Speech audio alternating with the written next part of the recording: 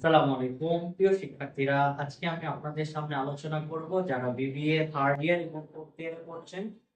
গুরুত্বপূর্ণ একটা সাবজেক্ট। এখানে আমরা দেখতে পাচ্ছি যে financial management, investment and portfolio management.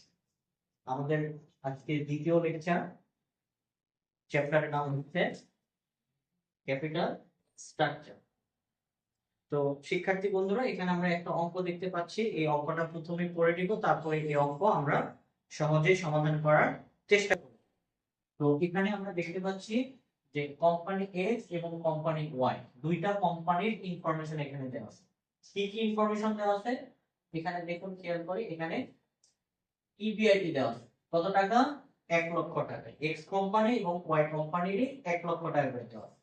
Cost of equity দেওয়া আছে, দুইটারই কত পার্সেন্ট করে, 12%।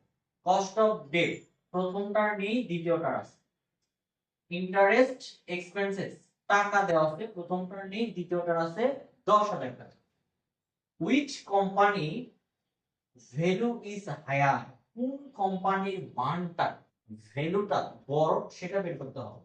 এন্ড ওয়াই, এবং কেন সেটা আমাকে বলতে হবে কমেন্ট, মন্তব্যের মাধ্যমে। ইউজিং এনআই অ্যাপ্রোচ, এনআই অ্যাপ্রোচের সাহায্যে এটা করতে হবে। তো আমরা প্রথমে কি করব, যেটা আমাদের বের করতে বলেছে, আমরা দুইটা কোম্পানি, যেহেতু দুইটা কোম্পানির জন্য আমরা কি করব, টাকার কলম দুইটা নিয়ে ঘরে কেনে। তো আমরা প্রথমে টেবিলের নামটা দিচ্ছি calculation of overall cost of capital under NI approach.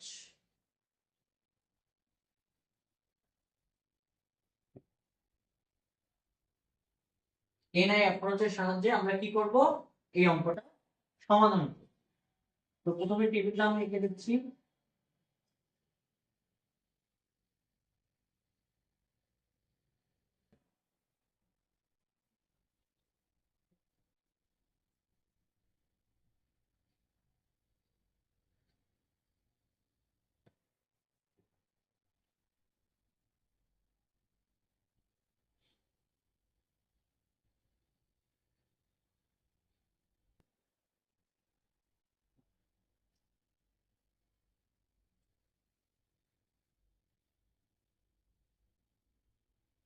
যেহেতু দুইটা কোম্পানি দেওয়া আছে, এই জন্য দুইটা কাতার কলাম করব।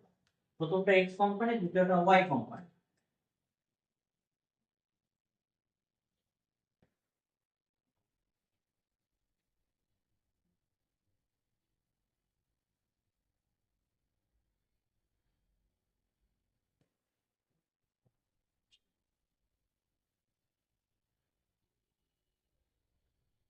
কোম্পানি এক্স এবং কোম্পানি ওয়াই। তো শিক্ষার্থী বন্ধুরা, যারা আমাদের প্রথম লেকচারটা দেখেছেন তারা নিশ্চয়ই জানেন যে আমাদের এনআই অ্যাপ্রোচটা শুরুই করতে হয় ইবিটি, ইবিআইটি দ্বারা। তো এখানে আমরা কিন্তু প্রশ্নে ইবিআইটি দেখতে পাচ্ছি, দুইটা কোম্পানির দেওয়া আছে। তো আমরা সেটা দ্বারা শুরু করছি। প্রথমে লিখব ইবিআইটি। ইবিআইটি আমাদের দুইটা কোম্পানির 1 লক্ষ টাকা করে দেওয়া আছে, আমরা 1 লক্ষ টাকা করেই লিখব। এরপরে আমরা জানি এনআই অ্যাপ্রোচের দ্বিতীয় ধাপ হচ্ছে ইন্টারেস্টটা বাদ দিতে হবে। তো এখানে ইন্টারেস্ট আমরা দেখতে পাচ্ছি যে এই যে ইন্টারেস্ট এক্সপেন্সেস, প্রথম কোম্পানি কিন্তু নেই, দ্বিতীয় কোম্পানি কিন্তু আছে। এই জন্য প্রথম কোম্পানি হাইফেন হবে, দ্বিতীয় কোম্পানির জন্য আমরা ইন্টারেস্টটা বাদ দিয়ে দেব। তাহলে এখানে কত হচ্ছে, 1 লক্ষই থাকবে, আর এখানে হচ্ছে 90 হচ্ছে। এই যে বিয়োগ করার পরে আমরা যে রেজাল্টটা পেয়েছি তার একটা নাম হবে, এটার নাম কি, নেট ইনকাম। নেট ইনকাম করার পরে যে কাজটা আমাদের করতে হয়, ইকুইটি ক্যাপিটালাইজেশন রেটটা যদি প্রশ্নে দেওয়া থাকে সেটাকে আমরা ভাগ করব। তো আমরা এখানে খেয়াল করে দেখি আমাদের প্রশ্নে ইকুইটি ক্যাপিটালাইজেশন রেট আছে কিনা। অবভিয়াসলি এখানে আমরা দেখতে পাচ্ছি কস্ট অফ ইকুইটি, এটাই হচ্ছে ইকুইটি ক্যাপিটালাইজেশন রেট। কত করে দেওয়া আছে, প্রত্যেকটা কোম্পানির জন্য 12% করে দেওয়া আছে। তো আমরা এখানে লিখবো ভাগ ইকুইটি, ইকুইটি ক্যাপিটালাইজেশন রেট, উভয়টার জন্য কত পার্সেন্ট? 12%। এখন প্রশ্ন থাকতে পারে যে এখানে ক্যাপিটালাইজেশন এখানে তো বলা নেই, এখানে শুধু কস্ট অফ ইকুইটি দেওয়া আছে। আপনি চাইলে কস্ট অফ ইকুইটিও লিখতে পারেন, ইকুইটি ক্যাপিটালাইজেশনও লিখতে পারেন, একই জিনিস, নাম দুইটা, অর্থ একই দাঁড়ায়। তো এখানে আমরা 0.12 করে লিখবো, কারণ দুইটারে কি 12% করে লিখবো। লিখার পরে এটা আমরা এখন কি করবো? ক্যালকুলেশন। এই যে 1 লাখকে 0.12 দ্বারা ভাগ,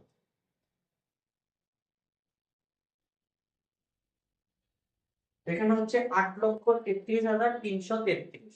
আমরা এখানে লিখে নেই 8,33,333। এরপরে 90,000কেও 0.12 দ্বারা ভাগ করব, এটা হবে 7,50,000। ইকুইটি ক্যাপিটালাইজেশন রেট, এটা ভাগ করার পরে যে মানটা বের হবে, এই যে রেজাল্টটা বের হবে, এটা কিন্তু একটা নাম আছে, আমরা জানি। আগের ক্লাসে আমরা কিন্তু বলে দিয়েছি, যারা আগের ক্লাসটা দেখেন নাই মেহেরবানি করে ওইটা একটু দেখে আসবে, তাহলে এটা বুঝতে সহজ হবে আপনার। নাম কি হবে? Market value of the share. এটার আবার সংক্ষিপ্ত নাম কি নাম? এস। সংক্ষিপ্ত নামগুলো S. Market value of share যখন বের হবে, তখন আমাদের যে কাজটা করতে হবে সেটা হচ্ছে ঋণের পরিমাণ যদি কম দেওয়া থাকে সেগুলো যোগ করে নিব। তো আমরা এখানে দেখতে পাচ্ছি আমাদের এই পুরো অঙ্ক জুড়ে কোথাও কিন্তু ঋণের পরিমাণ উল্লেখ নেই, কিন্তু ইন্টারেস্ট এক্সপেন্সেস আর যদি কস্ট অফ ডেট পার্সেন্টেজ দেওয়া থাকে, তাহলেও কিন্তু আমাদের ঋণের পরিমাণটা বের করা অনেকটা সহজ। তাহলে কিভাবে সেটা আসুন খেয়াল করে দিচ্ছি। তো এর পরের ধাপটা কি হবে?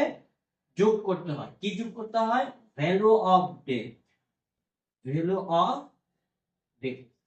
তাহলে এখন কথা হচ্ছে ভ্যালু অফ ডেট তো প্রশ্ন দেওয়া নেই, তো একটু আগে আমরা যেটা বললাম, কখনো যদি আমাদের ইন্টারেস্টের পার্সেন্টেজ দেওয়া থাকে আর ইন্টারেস্ট এক্সপেন্সেস এর পরিমাণ দেওয়া থাকে, তাহলে খুব সহজে এটা করা যায়। তাহলে সেটা কিভাবে করব? আসুন খেয়াল করুন। এখানে প্রথমে লিখবো ইন্টারেস্ট এক্সপেন্সেস ভাগ ইন্টারেস্ট রেট, ইন্টারেস্ট রেট। তাহলে কিন্তু হয়ে যাবে, তাহলে ডেবিটের পরিমাণ হয়ে যাবে।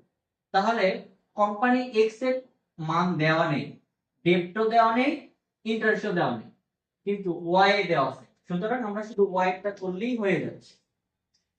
ভ্যালু অফ ডেট কে বি দ্বারা প্রকাশ করা হয়, আপনি চাইলে বি ইকুয়াল দিয়ে সূত্রটা লিখতে পারেন। তো এখানে আমরা ইন্টারেস্ট দেখতে পাচ্ছি কত, ইন্টারেস্ট এক্সপেন্স 10,000 টাকা আর ইন্টারেস্ট রেট হচ্ছে 0.10। তাহলে এই 10,000 কে 0.10 দ্বারা ভাগ করলেই আমাদের এখানে হবে না, এখানে হবে 1 লক্ষ টাকা। আপনি ক্যালকুলেটরে চেক করে নেন, এটা 1 লক্ষ টাকা। এখন এটা কি করতে হবে? যোগ করতে হবে। তাহলে উপরের মানের সাথে আমরা এই মানটা যোগ করে দিচ্ছি। উপরে হচ্ছে 8,33,333 আর নিচে হচ্ছে 8,50,000। ভ্যালু অফ ডেট বের করার পরে যে রেজাল্টটা আমরা পেয়ে থাকি তার নাম হচ্ছে value of the firm, value of দা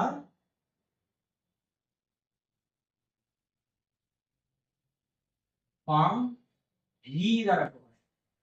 এটা নরমালি এক দাগ দিয়ে রাখা যায়, না দিলেও সমস্যা নেই। সর্বশেষ কাজ, সর্বশেষ কাজ বলতে বোঝানো হচ্ছে এনআই অ্যাপ্রোচের সর্বশেষ কাজ হচ্ছে ওভারঅল কস্ট অফ ক্যাপিটাল, যেটা আমরা এখানে নাম দিয়েছি। যদিও প্রশ্ন আমাদের এটা চাই নাই, কিন্তু এনআই অ্যাপ্রোচের সর্বশেষ কাজই হচ্ছে ওভারঅল কস্ট অফ ক্যাপিটাল পর্যন্ত করা। তো এখানে আমরা ওভারঅল কস্ট অফ ক্যাপিটাল করব, এটাই আমাদের বাকি আছে। অতএব overall cost of capital, overall cost of capital কে কি দ্বারা প্রকাশ করা হয়? কেউ, এটার সূত্র আছে।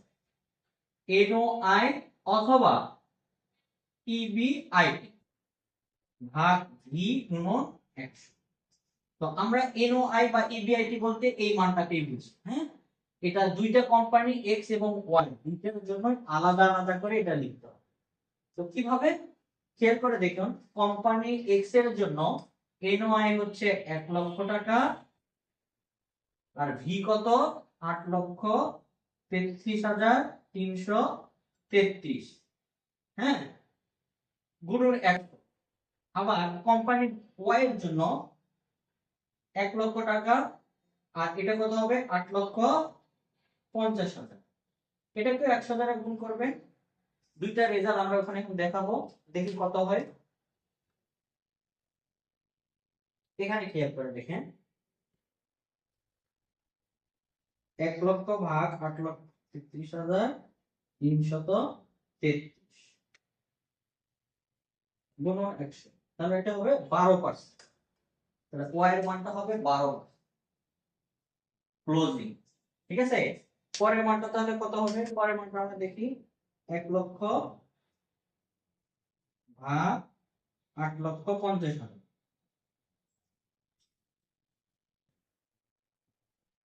11.76। এটা হবে 11.76। এই হলো আমাদের মোটামুটি টেবিলের কাজটা সম্পূর্ণ হয়ে। ঠিক আছে, তো এখন আমাদের কাজ কি? আমাদের প্রশ্নে কি বলেছিল? Which company value is higher, কোন কোম্পানির ভ্যালু মানে মানটা সবচেয়ে বড় সেটা দেখাতে হবে। তো এখানে আমরা দেখতে পাচ্ছি যে ওয়াই কোম্পানির চাইতে এক্স কোম্পানির ভ্যালুটা কি বড়। এটা আমরা লিখবো কিভাবে? এখানে কমেন্ট বলে দিয়েছে মন্তব্যের মাধ্যমে। তো এখন আমরা এটা কি লিখবো? কমেন্ট লিখবো। Comment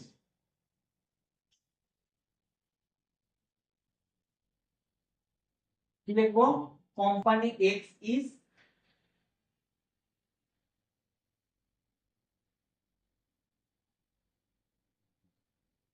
company X is value higher because its কারণ ইহা overall cost of capital, overall cost of capital is higher then